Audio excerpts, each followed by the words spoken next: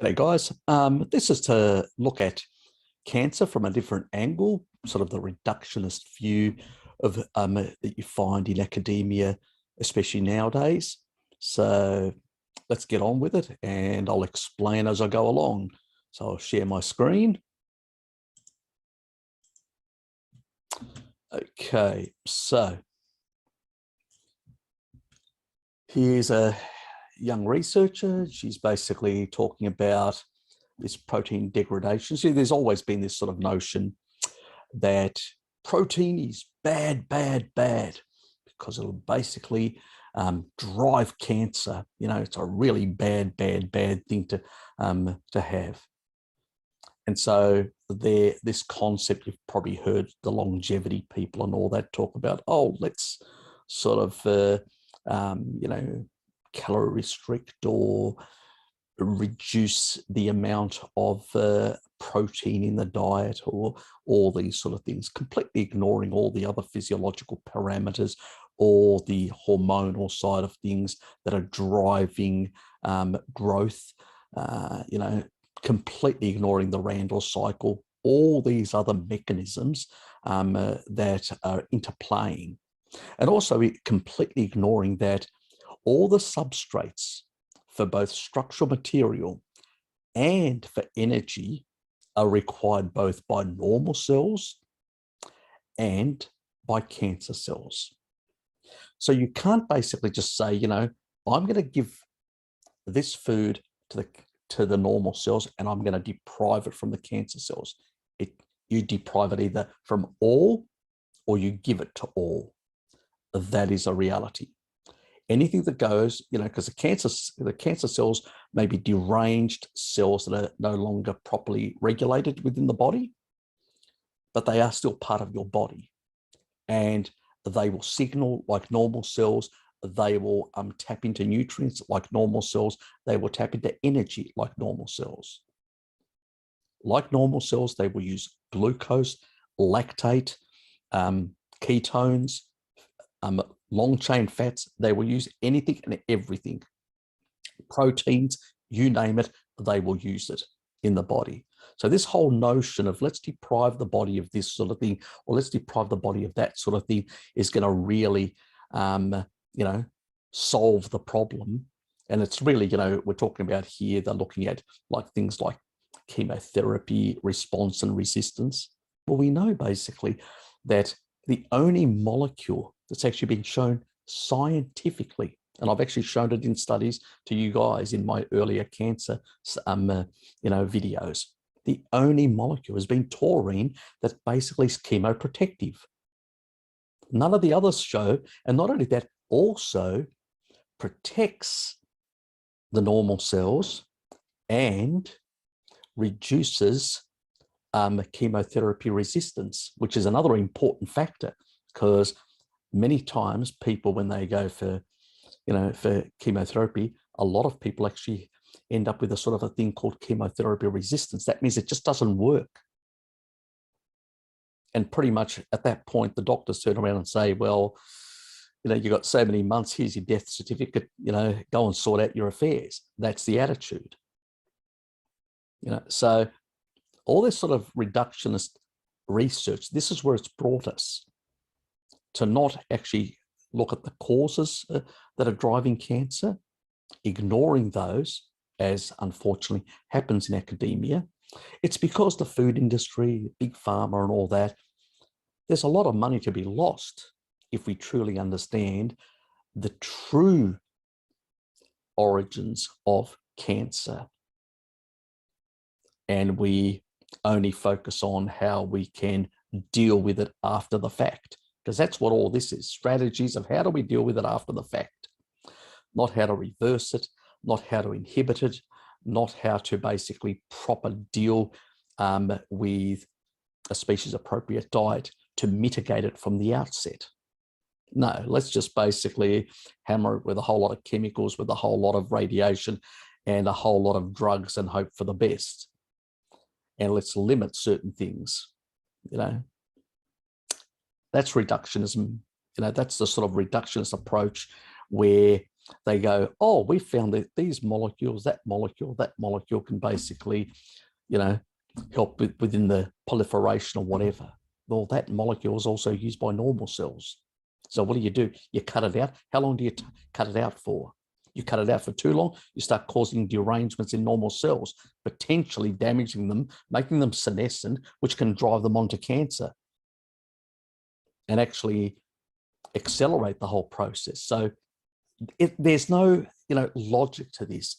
This is the problem when you look at when people are taught in a reductionist way, not in a holistic way, looking at all the biochemical pathways and understanding the sort of the vectors and the drivers and all that properly. Unfortunately, we're not looking at the right places. We're focusing on, signaling. We're focusing on things like, if I put this in, this happens. That's reductionism in a sort of a, yes, you can see a dose response, don't get me wrong, but at the same time, it is ignoring that nutrient is also required by a whole lot of healthier cells as well, and you can't remove it arbitrarily, so, or inhibit those pathways because it has ramifications for other cellular life. It's just ridiculous. We need to get away from this sort of mentality because it actually creates resistance and all sorts of other things, because the body goes, I'm not going to have a bar of this. I'm going to try and stop this. It's not accidental because you're not working with the body, you're working against the body. So let's hear what she has to say about this sort of the regular sort of nonsense that we hear from academia nowadays. And of course, I would like to finish with a quick outlook for the future. Let me start by saying a few words about my background and motivation. I know my co-laureates already do know about it because we had the chance of spending a few very nice days here together in Frankfurt, but for you as the virtual audience today, what we are really interested in is to better understand the molecular basis of treatment resistance in cancer cells and how to devise therapeutic interventions. And we are primarily focusing on better understanding how cancer cells can actually survive a starvation from amino acids whose availability is usually absolutely crucial for cancer cell survival and cancer cell proliferation. Well, I beg to differ on that point, and I'll explain later on, because she says that it's required for cell proliferation and survival and all that. Yeah, also for normal cells as well. But is that exactly what we're talking about? We'll see that that may not be exactly the case that these people sort of presume. Anyway. And especially an asparagine depletion is lethal to some cancer cells, which in a clinical context is exploited therapeutically by the use of the bacterial enzyme asparaginase. And asparaginase is an integral component in the current standard treatment protocols for acute lymphoblastic leukemias. And when you compare the mechanism of action of asparaginase to other commonly used chemotherapeutic agents, it's quite unique in terms of the mechanism of action, because what asparaginase usually does, it depletes in the extracellular as well as intracellular compartment the non-essential amino acid asparagine, which at least in... Okay, so asparagine is basically an amino acid, like she will mention later on two others, valine and leucine, as equally culprits in that regard, that they do increase GSK3A. So she'll go into that. So she'll basically say that. One thing about that a lot of people don't realize is the GSK3 type can be regulated by our dear friend, again, taurine. So it doesn't go in a deranged sort of way. But anyway, we'll get to that shortly. But here we're looking at this enzyme that inhibits this. But the reality is, cancer cells and the body itself, even if you basically try and do a therapeutic thing like asparagine, the body will basically find a way around this, because normal cells need this sort of stuff. Asparagine, and basically, so when you've got basically leucine, valine, and asparagine are used by normal and cancer cells, but they're actually used for protein synthesis. They're involved in protein synthesis. So if you remove that completely as a reductionist, you put medication, your body's going to fight against it. It's going to say, well, I need that sort of stuff to maintain my protein structures in my body. Otherwise, I will degrade. And so it will fight against that because you're not working with the body, you're working against it. But trying to inhibit the pathway, yes, if you remove this, you're actually denying this nutrient to both cancer cells and normal cells. And obviously, if certain types of cancer cells like leukemia and all that have a higher requirement for that, you will notice more apoptosis of that. But it's not something you can sustain. You will get a resistance and then it won't work anymore. And then it will come back in a more lethal way, in a metastatic way, and it will kill you because that's what happens. But unfortunately, again, reductionism, is the name of the game nowadays. Now, if you look at basically the foods that are basically, it's basically practically every food under the sun that it is. So asparagine, you're basically looking at dairy, whey, beef, poultry, eggs, fish, seafood, asparagus, yes, even plants, tomatoes. These are source of high amounts. Potatoes, legumes, nuts, seeds, soy, the great food of the veganerized community, whole grains of the plant-based world. So basically everything that you can think of in terms of food, the main staples have got very high levels. And then even other minor staples that you might as well stop eating, according to these people, because basically everything's trying to kill you. Again, this is reductionism. So that's the sort of nonsensical knowledge that we get from academia nowadays in terms of, rather than actually investigating true causes, seed oils, high deuterium crap, and sugars. No, we can't focus on that because that would basically affect the profit margins of basically our dear friends in Big Pharma and Big Agra. That's why we can't look at that.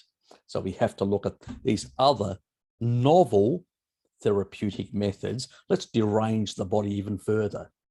Anyway. Sensitive cells leads to subsequent leukemic cell death. However, the development of resistance towards asparaginase-based treatment regimens is a major clinical obstacle. And years back when we started to... Oh, how awful, how devastating. Resistance is futile. Yes, for the doctors it is. The body says, I'm going to resist this bullshit. And yes, it mounts a change. So they're going to look at a new pathway. Work in that field, we first tried and set out to define how actually this resistance develops and how this occurs in patients. And we found out that resistant leukemia cells rely on an adaptive pathway which is mediated by proteasomal degradation to basically replenish the pool of free amino acids to then survive. What this does is this this enzymatic pathway basically degrades, it breaks down proteins, okay? Breaks down proteins and basically release a whole lot of amino pools. But this is this is whether so when you're fasting and you basically are in a state of autophagy, you're going to be breaking down, you're going to be using this enzyme to break down stuff and all that. Got it?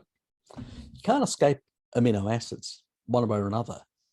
The reality is, okay, you inhibit this. What would you think if I was a cancer cell I'd do if you're going to inhibit my stuff? I would push to metastasis, wouldn't I? And start pushing into neighboring areas to get more stuff, wouldn't I? Much quicker. We'll see further down how this lunacy actually can accelerate cancer if you're not careful, if you listen to these crackpots. And asparagine depletion. And this whole proteasomal degradation machinery is mediated by the key kinase GSK3, which leads to a protein phosphorylation and then subsequently also to... Just fucking call it what it is. Glucose synthesis kinase 3. So glycogen, I mean. Synthesis. It's the same thing. ubiquitination and proteasomal degradation. And of note, by inhibiting this GSK3 activity, either by activating Wnt signaling or by the use of a GSK3 inhibitor, we are able to block this adaptive path. Fantastic. We've blocked all access to all proteins and amino acid access. Wouldn't you think there's going to be a problem? You know, amino acids are required for a lot of machinery. It's not only for cells, but also for enzymes that do a whole lot of other biological functions. And if those enzymes are not created, you can't digest things, you can't, run things, you can't run things in your brain or everything else. Would it be a good idea to really ramp down the actual inhibition? I think not. That would be a very dangerous and crazy thing to do. But anyway, this is modern medicine. Anything goes. I mean, they've got new now PCSK9 type inhibitors that can bring your cholesterol so low down that it actually accelerates your aging and early death. So anything's possible, in the current medical profession. We don't want to fix the problems, the real problems, by getting rid of the toxins in the food environment. No. Let's find a way to prevent this, slow this down, or do this, or inhibit this or that. It's nonsense. And then also blocking the pool of free amino acids in order to survive an asparagine depletion. And this whole pathway that I'm talking about here in terms of blocking the proteasomal degradation machinery leads to the effect of protein stabilization, because you can imagine if proteins are not breaking down anymore, they of course start to be stabilized and they start to accumulate in a cell. And this is referred to be Wnt-dependent stabilization of proteins. You don't want gunk accumulating inside your cells either.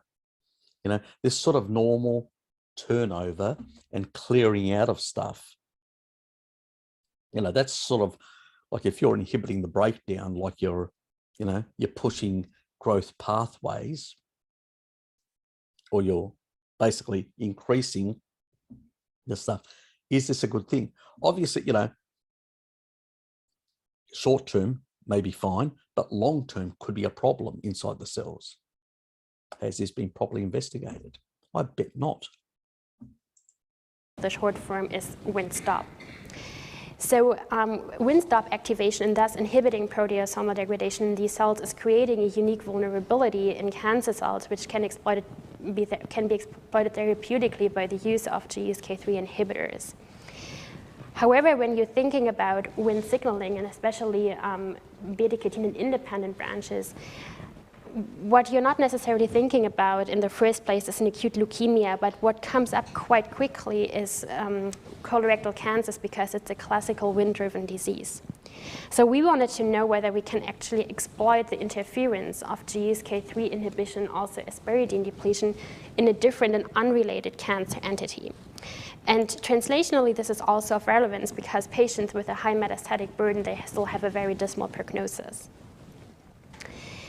In the past years and also decades, there has been a lot of work that has been done to better define and characterize the genetic landscape of colorectal cancers. And what we do know so far is that roughly 85% of patients harbor mutations downstream of GSK3 and are thus only affecting the beta-catenin branch of Wnt signaling. So the majority are down this pathway. I wonder what inhibits this pathway in terms of oncogenic transcription. Not this sort of normal pathway, but this pathway. I wonder what actually inhibits it. We'll see shortly what GSK3B, what inhibits it actually.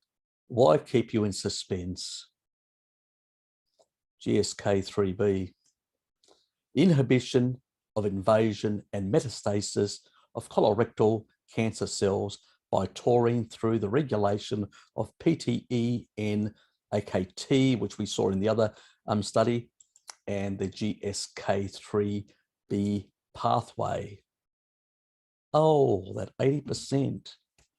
So that beautiful taurine in my steak is actually dealing with some of this sort of stuff, or in my supplement.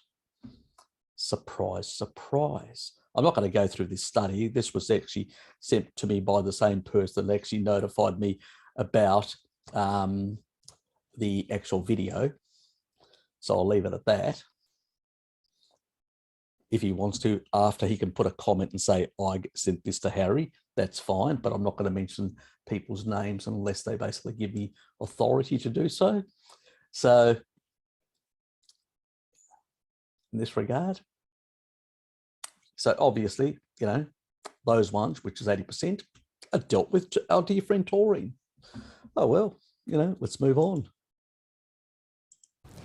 However, there are also 15% of patients that harbor mutations upstream of GSK3, and mostly they are spawn fusion proteins, and they are leading to an intrinsic inhibition of GSK3 and are thus affecting the beta-catenin as well as the Windstop branch. So just by looking at this little schematic diagram on the right side, you can see that actually colorectal cancers are providing a unique experimental setting to test our hypotheses derived from leukemias, because on the one side we have a Windstop off status, which is reflected by APC mutations, and on the other side we have Windstop on status, which is reflected by R-spawn fusion proteins, for example, because they have an intrinsic GSK3 inhibition. So we, in doing our time of doing the studies, we turned to nothing like a petri dish model. In vivo model, and we first used an R-spawn fusion protein tumor model in mice, and we can clearly see, depicted by the blue line, that an asparaginase monotherapy in this Windstop on condition led to a very significant delay in tumor progression, especially R-spawn fusion protein tumors. They, in a human, they are really associated with a rapid disease progression.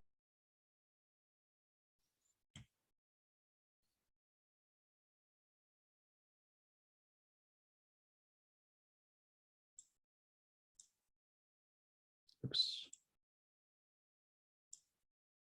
Yeah, so as you can see, with this amino acid, the growth is not rapidly, but much slower.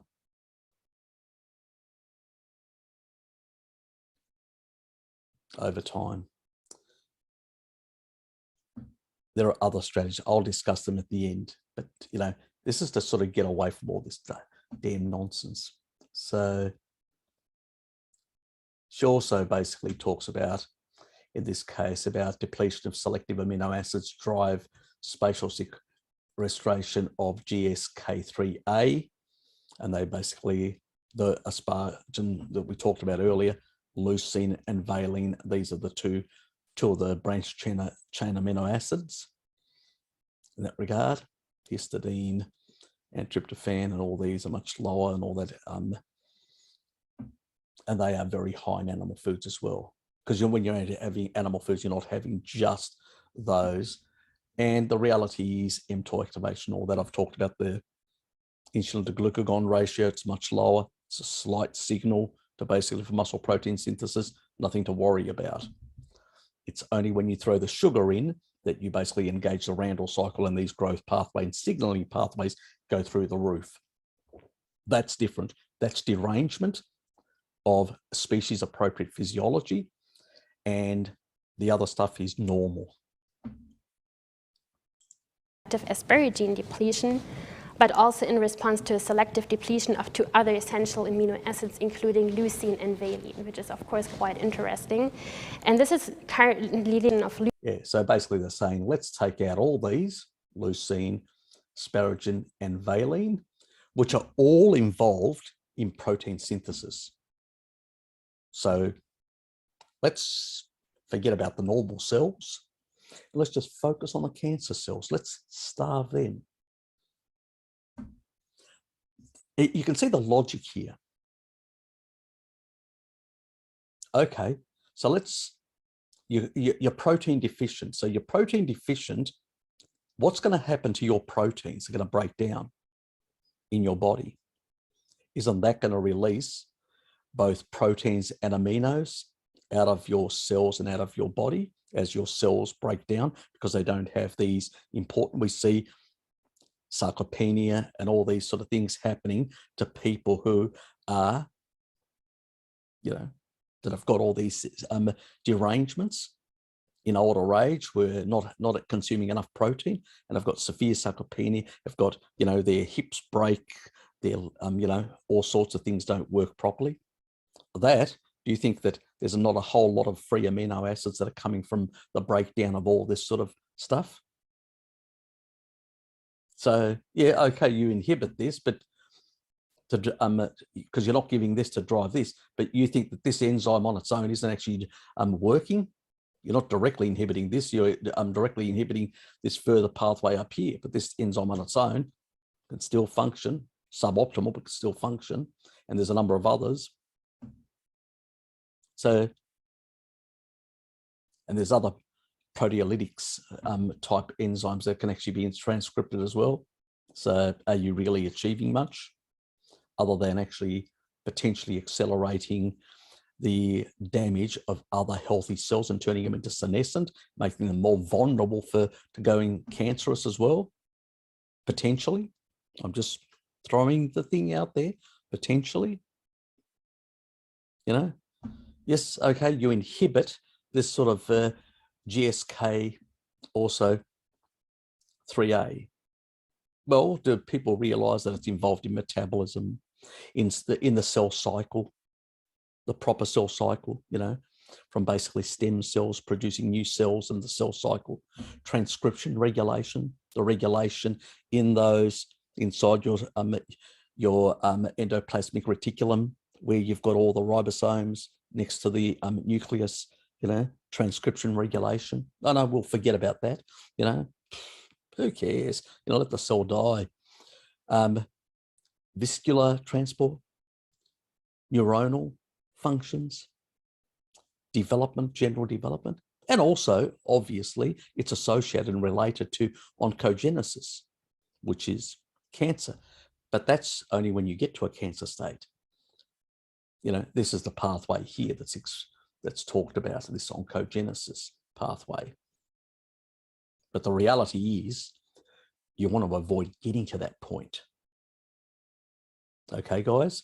You want to avoid getting to that point by keeping the shit out of your diet, that it actually will get you to this point.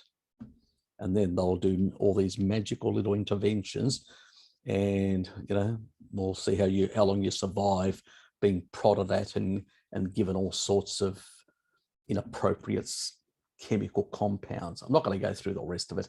I've actually listened to quite a bit of it. I got bored after a while because it was just reductionism on reduction. Yes, okay, you explain as a young person very well how this pathway works.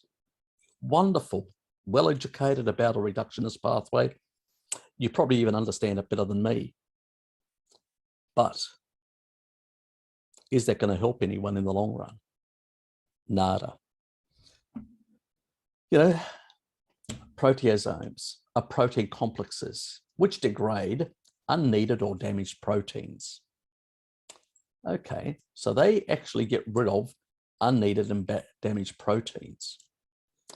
Don't we know that basically senescent cells and damaged cells and stuff like that are bad stuff? That means you need this sort of machinery to clear that out.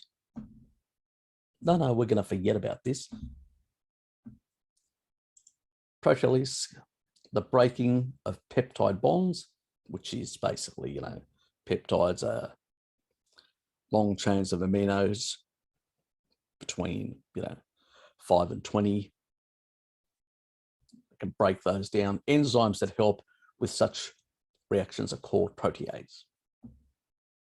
Okay, so proteases are part of the major mechanism, they're not some minor thing in the body, by which cell regulate,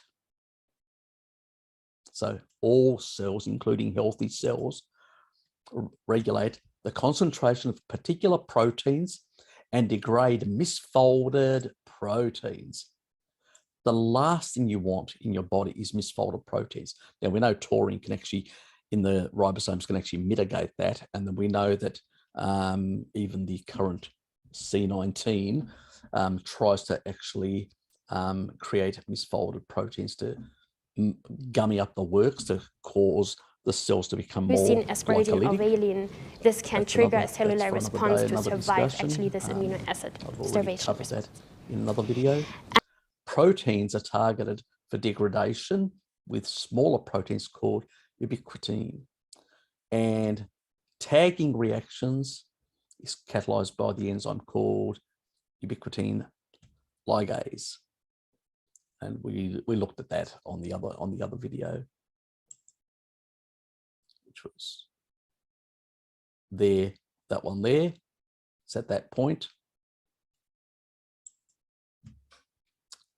Once a protein is targeted with a single ubiquitin molecule, this is a signal for that ligase to attach additional ubiquitin molecules that results in polyubiquitous chain that is bound by the proteasomes, allowing you to degrade the targeted protein. So that other molecule, which is that enzyme, and then it goes to the other machinery to basically be broken up. And that's a good thing. You know, we want to take things that are damaged, things that are misfolded, things that are basically shouldn't be there, break them down and make them available to be reused and recycled. That's a good thing. This can then be further degraded into a shorter amino acid sequence and used in synthesizing new proteins. It's a beautiful system.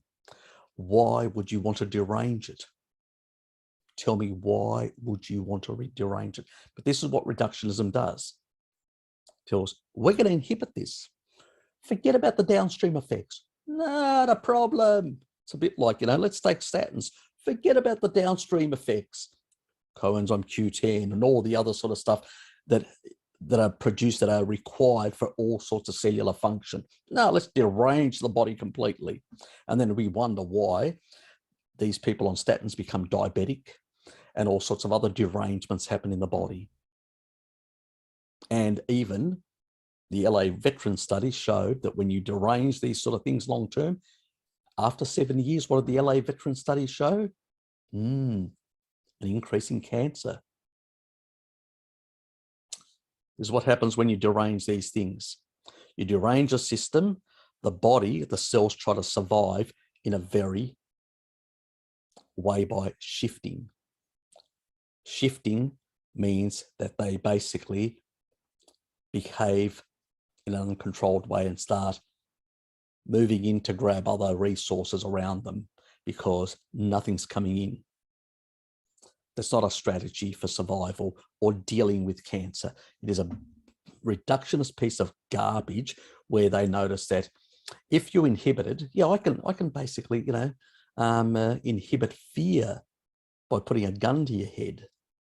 But at the same time, if you chronically put somebody under fear, you will cause them a psychological problem.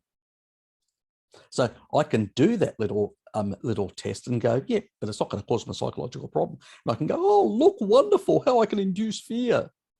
But do it for long enough, and then basically that guy's going to be, or girl is going to become a psychotic nutcase.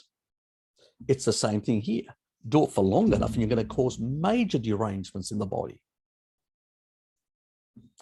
Why not basically affect the pathways like our dear taurine does in an appropriate regulated way, not in a blunt instrument? You know, basically colorectal cancer that she was talking about, one of the most common gastrointestinal malignancies in humans because they're all on kibble diets. And it's now the third most common malignancy tumor in China. That doesn't surprise me. Glycogen synthase kinase 3B is a key molecule in the ATK GSK3B signaling pathway, regulating epithelial mesenchymal transition, which is closely correlated with invasion and metastasis in colorectal cancer. Our previous studies showed that taurine could induce apoptosis and I've already discussed about apoptosis. Get more taurine in your system. Let's knock out some of those bad boys and inhibit proliferation in colorectal cancer cells. Yes, but now taurine affects the invasion and metastasis. So this study, they've actually looked into this sort of character. Let's look at, and the nice thing about taurine, it selectively affects these cancer cells. It doesn't bluntly affect everything in the body because it's a regulator, homeostatic regulator. When things are out of whack, it deals with them in a certain way. That's the nice thing about real food that comes from animal foods, that basically doesn't derange your system, but tries to bring things back to normality compared to sort of compounds that are made in big pharma that derange your body and create a whole lot of other side effects. And the effect of AKT, GSK, 3B, B-carnitine pathway remains unclear. This study aims to observe the role of GSK3B in the inhibition of the invasion and metastasis of CRC by taurine, and to explore the molecular mechanisms of taurine in the inhibition of invasion and metastasis of CRC, of colorectal cancer. Now, people can go away and actually read this. It's not a long study to read if they're interested. As you can see, our dear friend matrix metalloproteinase is always about. Yes, yes. Yes, we know what actually regulates that. And other species appropriate micronutrients. What are they? Oh, fat soluble vitamins. Surprise, surprise. Now, let's look at this. In vitro and in vivo studies of cancer cell behavior under nutrient deprivation. Remember, she wants to deprive these cancer cells of protein. Yes, yes, my dears, she wants to definitely deprive them. Let's see what happens under these circumstances. You think cancer cells are just going to sit there and say, oh, I'm giving up. I've had enough. You know, Big Pharma has really put the brakes on me. And if you believe that, you'll believe in anything. Cancer cells are confronted with nutrient deprivation because of high proliferation rates. Yes. See, they love to proliferate very fast. If you deprive them, they're going to do something, especially at the early stages of their development. There is a frequent assumption, yes, a very big frequent assumption, that nutrient deprivation decreases the basal activity, that means the, you know what I mean, the normal activity of cancer cells. Contrarily, there are recent evidence suggesting that cancer cells are able to modulate signaling pathways to adapt with new conditions and continue their survival. Yeah, it's called resistance. Yes, until they come across a nutrient from animal foods called taurine, and then taurine goes, resistance is futile. Anyway, and causes them apoptosis, basically gives them a good fisting. Anyway, this property of cancer cells is believed to be one of the prerequisites for cancer progression and chemo resistance, which is what she was talking about. Got it? This property of cancer cells is believed to be one of the prerequisites for cancer cell progression, chemo resistance, this survival sort of mechanism. Moreover, recent experiments show that serum starvation in vitro as a mimic situation of nutrient deprivation in vivo triggers different signaling pathways, leading to changes in cancer cell behavior. Surprise, surprise, they want to survive, which may interfere with the experimental results. Yeah, it must be shocking for those researchers when they deprive protein and it doesn't work. Damn, we can't sell that notion that you shouldn't be eating too much protein from animal sources. Damn. Or the propaganda, we mean. Considering these facts, a better understanding of the effects of nutrient deprivation on cancer cell behavior will help us give more accurate conclusions regarding results of in vivo studies, and also to develop new strategies to treat different cancers in vivo. Anyway, I hope you have great success, but I doubt it because, you know, while they basically point out the obvious, you know, you got to be a bit thick not to pick it up, that the obvious is that basically cancer cells are very good at adapting. Basically, cancer cells can actually consume anything and everything. They can consume sugar, lactate, you know, ketones, fatty acids, proteins. They can use everything and anything. You name it, they can. Now, what are the things that basically we know reduces, you know, an important nutrient in animal foods that reduces, to some extent, the glucose availability? Obviously, if you're in a ketogenic diet, one, and the other thing, if you are basically also on a high taurine, it also lowers it down. What does also taurine do? Oh, yes, it actually reduces lactate. So it can't go through the Cori cycle. That means it can't be used to create more glucose for the cancer cells, which basically means it has to go through acetyl-CoA, the TCA cycle, going straight into the mitochondria. Ooh, could that turn off things? Let's move on from there. But you know what I'm getting at. The only cells that basically, well, the brain cells, you know, glioblastoma, multiformes, those sort of things, the majority of brain cancers, that because of the way the energy is separated between the neurons. And so that, as a consequence, means that they need a certain level of sugar. They can only use sugar and ketones. And so when you take away the sugar, those cancers can't use ketones, and that's what shrinks them. And then if you throw in the taurine, you can actually reduce the lactate inside the brain, minimizing their ability to survive. That's where the two-pronged keto taurine combo can actually deal with brain cancer cells. Really important to get that in people's heads. Anyway, so you've heard my protocol, and it's called deuterium depletion, because that basically, what does it do? It actually reverts those cells back, and I've explained it before, back to a senescent state. If you can get down the level of deuterium depletion and slowly with melatonin repair those electron chains and slowly get oxidative phosphorylation working again, you can down-regulate the oncogenes and the glycolytic pathways. And especially you can speed that up, especially if those cells will revert back. They actually will even signal to produce more mitochondria because they need energy, because now they're not getting, you're suppressing it with taurine. So if they can't be apoptotically knocked off completely, they'll go back to senescence, and then they'll still be knocked off at some point in that regard with our senolytic approach. Key thing in here is to do it the smart way.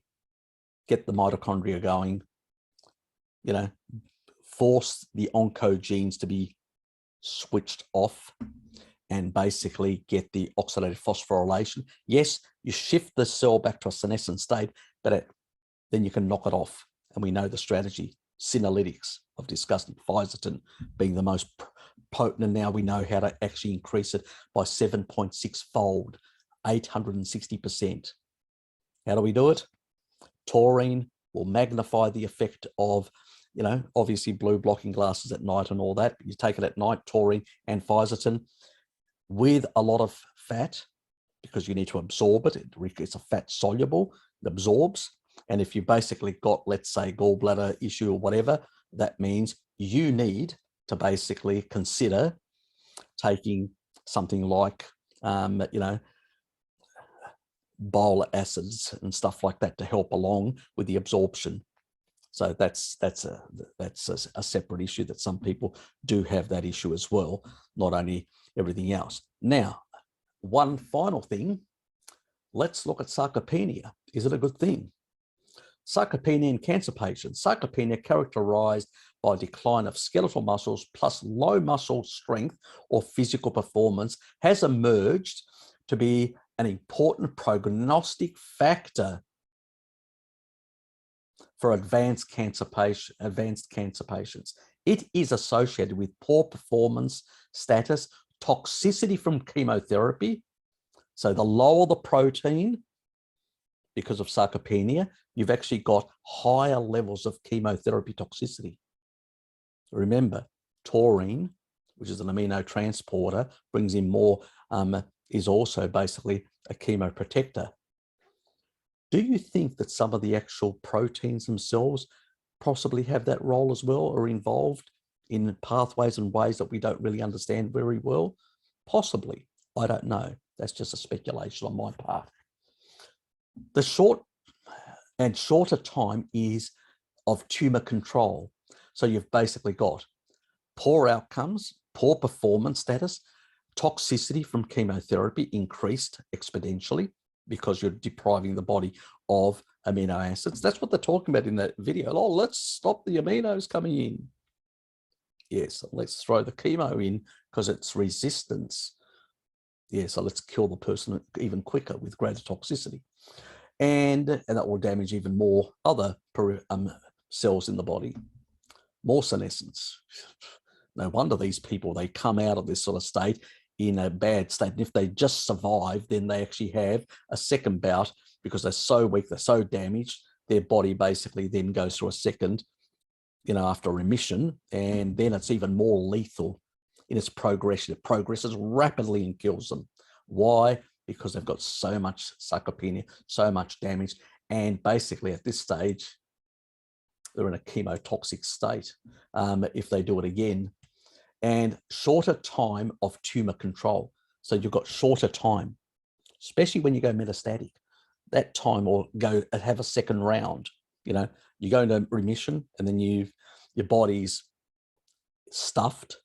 Your immune system is stuffed. We know T lymphocytes actually fight off the cancer cells. Now, you've just basically destroyed most of your immune system anyway by doing this sort of stuff, and you've got no chemo immune. You're not protecting the immune system with taurine, and you're not also protecting the body in general with taurine to basically reduce chemotoxicity, chemo resistance, and also, reduce the damaging effects of chemotherapy.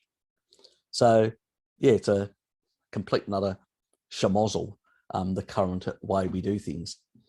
There is a limited data about sarcopenia in cancer patient-associated factors.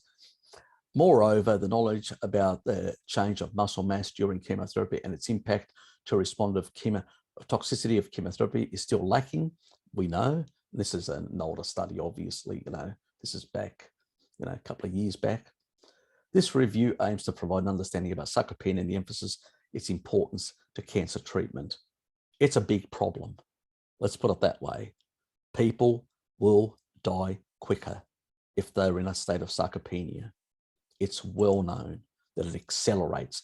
There's a shorter time of tumor control, and then things really go out of whack very fast. And the metastasis actually, the level of cancer proliferation throughout the body is so quick and so rapid, it kills people in a very short amount of time. So is that the best strategy?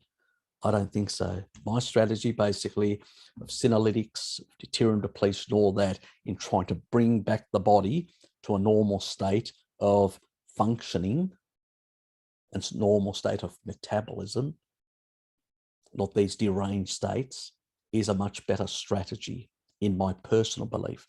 This is not medical advice, guys. This is basically my personal belief, looking at the literature and having investigated these things quite thoroughly and seen the results and changes that have happened in other people. I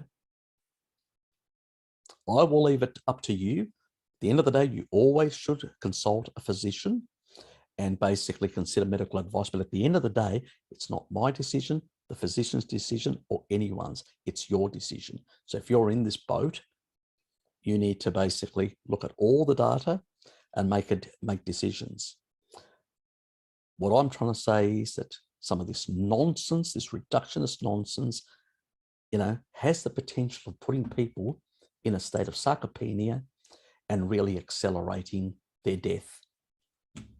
When taurine can inhibit these sort of things, and pretty much we've confirmed with research that's out there that we know that when you try these sort of deprivations, like protein deprivation, we know the cancer cells find other ways. That is not a long-term solution. The long-term solutions are a species-appropriate diet with the biohacks that I've talked about, in my personal opinion. I've shown you the research, all the different research out there that exists in regards to this. What you do with that research is up to you, not up to me. All I am is a conduit of that information, and I'm using my skillful capacity to analyze and look beyond the reductionist nonsense and understand that, you know, these are complex systems. When they are deranged, you need to try and bring them back to normality. And that means by turning off these pathways and shifting the body back to normality. And there are species-appropriate substances that can do that, and other therapeutics which come from the plant world. That means I view plants as medicine, like senolytics, like fisetin, that can be used in a smart way and magnified. I'll put that video up here, the one on fisetin, to basically give you guys the information that basically explains how to get around doing these sort of things. So, hope you enjoyed this video, and and you got something out of it. My aim has always been to try and help people, manage their own health, because at the end of the day, I need to empower you with knowledge, and you need to take the next step in looking at that knowledge and going down and seeing how he got it right or not. You should always be questioning. You shouldn't just accept things, and you should try things. Standard care at the moment is failing a lot of people. That's the reality.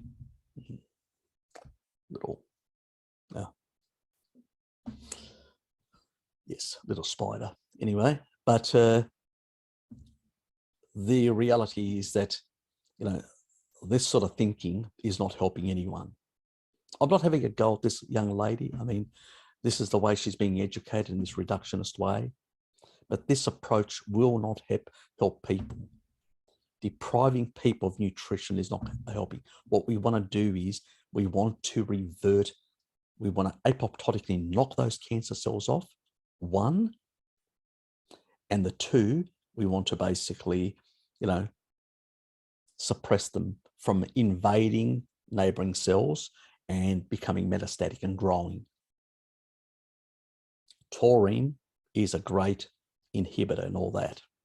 And we want to basically provide the nutrients and strength to the actual normal cells to be able to fight off. Let's not forget the other cells are basically also fighting off these cancer cells that are trying to invade in their space.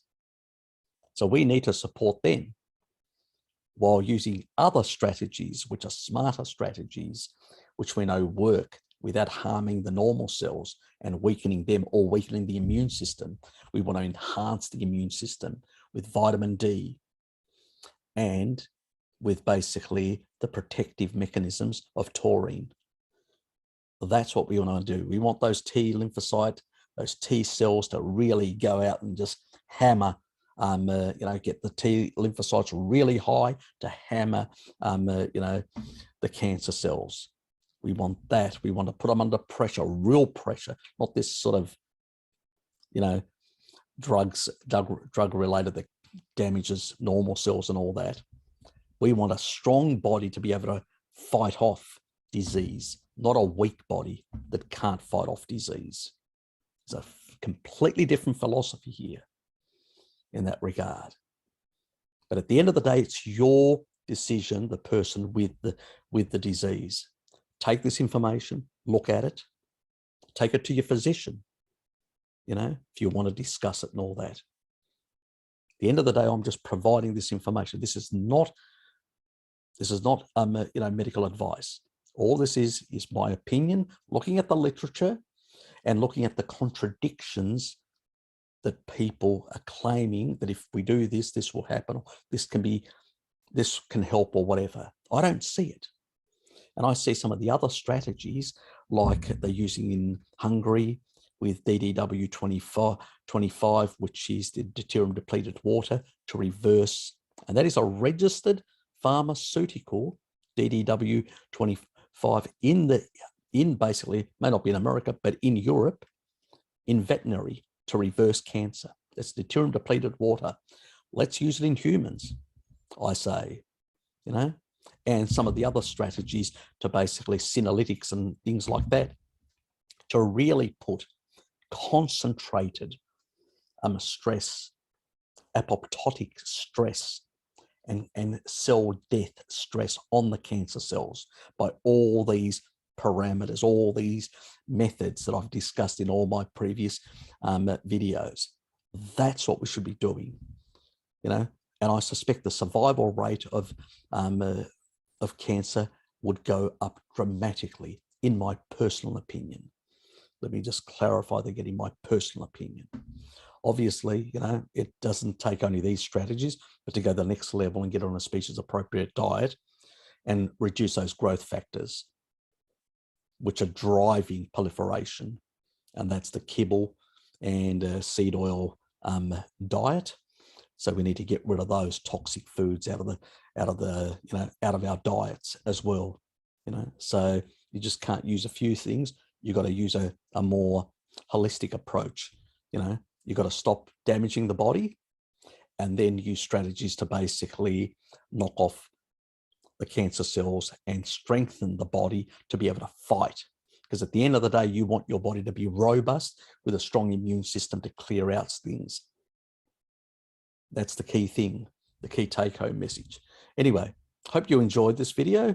And I should thank that person who did send that stuff, because it gave me an opportunity to do this video, because it's an issue about protein inhibition and stuff like that, this nonsense that is just reductionist nonsense. We need to see this in a more holistic way. And in that way, by giving people tools, we can actually help those people with a species appropriate strategy to resolve their disease and to basically get them back into the healthy community again. Anyway, see you guys.